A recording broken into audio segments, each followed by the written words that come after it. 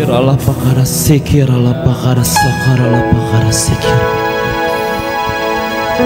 Engkau terus bekerja Roh Kudus. Biarlah kami bisa secara apa adanya, secara bebas kami mengalir berada dekat Engkau Tuhan. Terus beracara Roh Kudus menyentuh hati kami. Silakan duduk saudara yang terkasih dalam Tuhan. Saya bacakan di Mazmur pasal yang ke-27 ayat yang keempat. Begini bunyinya saudara. Satu hal telah kuminta kepada Tuhan, itulah yang kuingini, diam di rumah Tuhan seumur hidupku, menyaksikan kemurahan Tuhan dan menikmati bait-Nya. Saudara yang terkasih dalam Tuhan, malam ini kita datang bukan sekedar untuk menyanyi atau menikmati musik, tapi kita datang untuk satu hal. Kita rindu untuk bertemu dengan Tuhan, katakan amin. Untuk kita bisa merasakan hadirat-Nya lebih dekat, lebih nyata, dan lebih pribadi dalam kehidupannya kita. Daud berkata, satu hal yang dia minta, bukan dua, bukan tiga yang dia minta, tapi satu, diam di rumah Tuhan. Kenapa Daud hanya minta satu, yaitu diam di rumah Tuhan? Yang pertama saudara, hadirat Tuhan adalah tempat perlindungan teraman. Daud dalam menulis Mazmur ini dalam konteks sedang dalam ancaman, dalam konteks dia sedang dikejar Saul karena Saul ingin membunuhnya. Daud hidup di dalam pelarian dan bahaya sedang nyata dalam kehidupan Daud. Tapi yang dia lakukan bukannya dia minta bala tentara, benteng atau kekuatan, tapi yang dia minta hadirat Tuhan. Daud teringat berkali-kali dia selamat dari maut karena apa? Karena penyertaan Tuhan. Ya. Kenapa? Daud hanya bilang satu yang dia minta, yaitu diam di rumah Tuhan. Karena dia tahu saudara, tidak ada tempat yang lebih aman, tidak ada tempat yang lebih damai, tidak ada tempat yang lebih menguatkan selain dalam hadirat Tuhan. Katakan amin. Rumah Tuhan ini saudara bukan sekedar bicara gedung, gereja, tapi bicara diam dalam pribadi yang bernama Yesus. Di dalam hadiratnya kita menemukan sumber kekuatan, penghiburan, dan arah hidup saudara. 2 tahun yang lalu saudara, saat saya ikut perlombaan lari maraton 42 km di Bandung. Biasa pada waktu kita berlari, kita menggunakan earphone untuk mendengar lagu supaya kita termotivasi saudara. Jujur, saat itu saya mendengar lagu remix, ya, bukan lagu rohani. Betul, dengan mendengar lagu remix, adrenalin kita terpacu saudara, dan tanpa sadar saya berlari lebih cepat di luar kemampuan saya. Tibalah saudara di kilometer yang ke-25 yang pernah saya ceritakan kepada saudara. Saya mengalami kram di bagian kaki sebelah kanan pertama kalinya. Di situ saya merasa sakit sekali saudara, dan terus bertubi-tubi. Beberapa kilo selanjutnya saya mengalami kram selanjutnya di sebelah kaki kanan, di selangkangan kaki, di sebelah kiri, di selangkangan sebelah kanan, dan seterusnya saudara. Saat di kilometer yang ke-25 itu, jujur sebenarnya saya sudah down. Kaki saya terasa lemas, sakit, Karena saya membayangkan masih ada sisa bukan sekilo 2 kilo saudara, masih ada sisa 17 kilometer yang harus saya selesaikan. Apa mungkin dalam hati kecil saya bisa selesaikan 17 kilometer ini? Di kilometer 25 aja sudah seperti ini, terpincang-pincang saudara. Di kilometer 25 itu akhirnya selain saya benerin kaki saya yang kram, dibantu ada bapak-bapak tua di situ, saya tidak pernah lupa. Salah satunya yang saya lakukan adalah saya benerin apa yang saya dengar di earphone. Ya, saya langsung switch lagunya saudara. Yang tadinya lagu dunia, saya ganti dengan lagu rohani. Serius saudara, itu kenyataan yang terjadi. Langsung saudara, yang tadinya lagu remix contohnya apa itu saudara? Yang enak-enak dibilang enak, yang asik-asik ya memang asik, itu memacu adrenalin saudara. Aku ganti, yang saya dengar jadi kumpulan lagu rohani 2022. Langsung lagunya apa? Di saatku tak berdaya, kuasamu yang sempurna, ketika ku percaya mujizat itu nyata. Kumpulan lagu rohani saudara. Selanjutnya yang saya dengar, belum lagi saudara di saat itu kondisi dimana dimulai dengan start bersama bestri saya berdua, karena saya terkena kram di kilometer 25. Akhirnya bestri saya meninggalkan saya.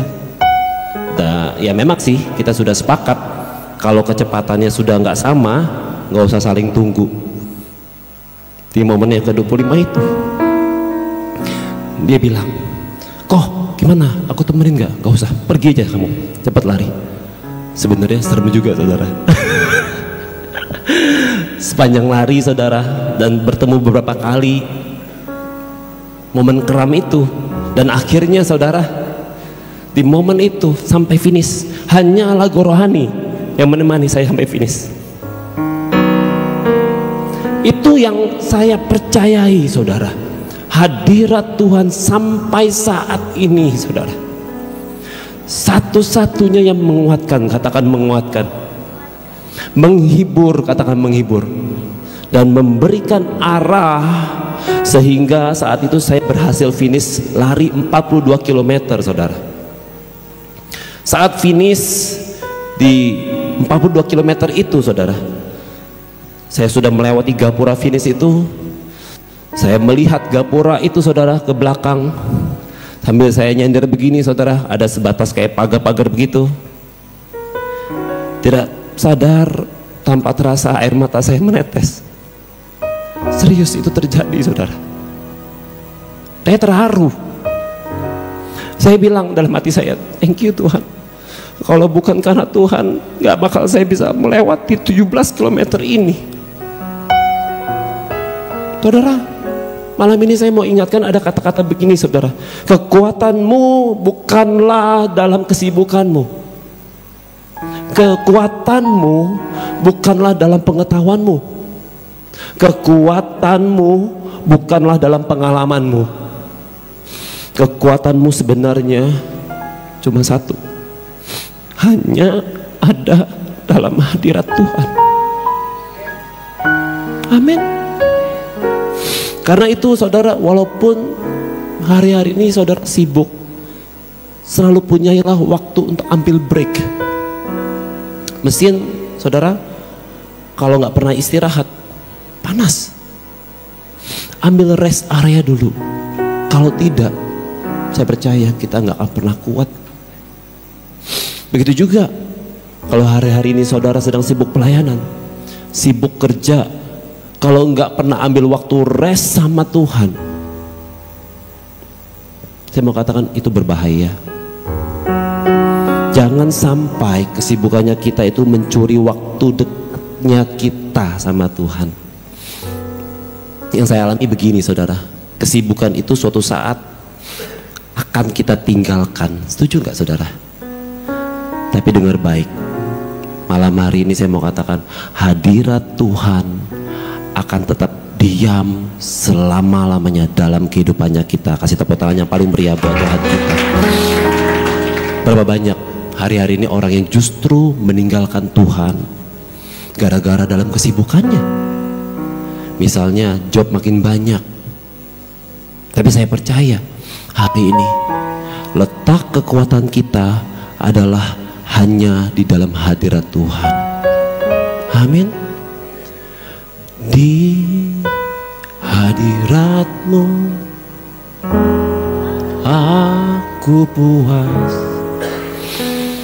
di hadirat-Mu oh aku bebas, di hadirat-Mu ada terang kehidupanku, pernyataan kuasa kekuatan-Mu.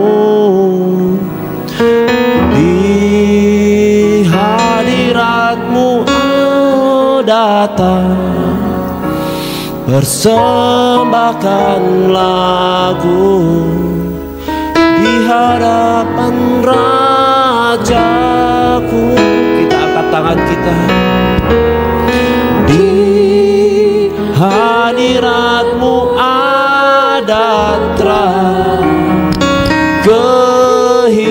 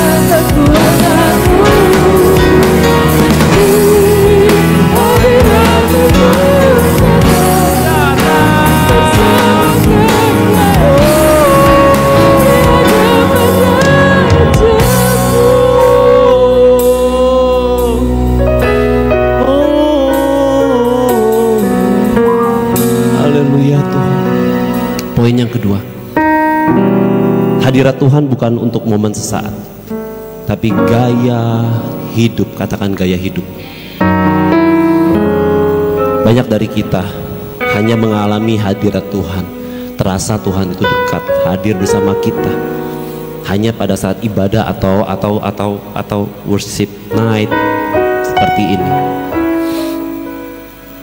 Tapi Tuhan rindu, saudara, agar hadiratnya itu menjadi gaya hidup kita. Katakan amin. Di kamar kita, pada waktu kita nyetir motor, di sekolah, di tempat kerja, bahkan di tengah-tengah pergumulan hidup kita. Hari sekitar seminggu 2 minggu yang lalu, saya lupa, dia ada sharing di doa staff, saudara.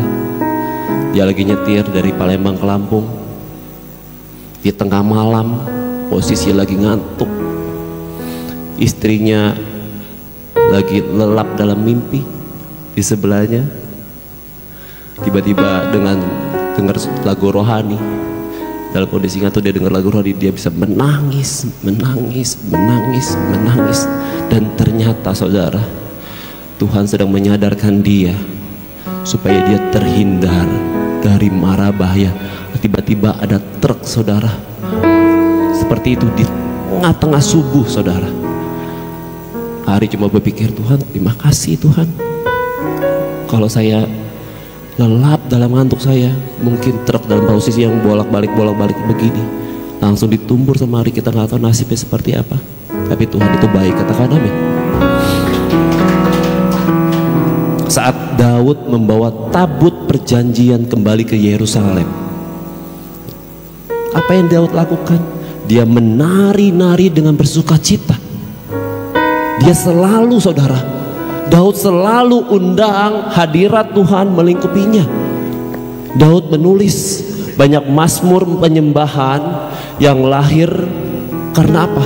Karena hubungan pribadinya dengan Tuhan. Artinya Daud jadikan seluruh kehidupannya menjadi gaya hidup bersama Tuhan.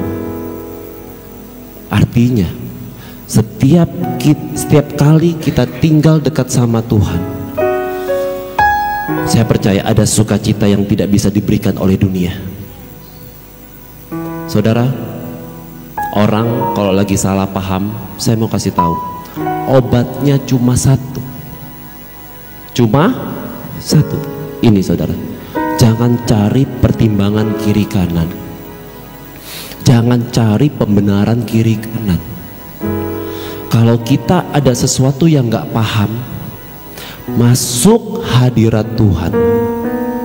Hadirat Tuhan itu akan menyaring yang sia-sia. Hadirat Tuhan itu, saudara, akan membuat kita jernih kembali. Hadirat Tuhan itu akan membuat kita tajam dalam menimbang-nimbang.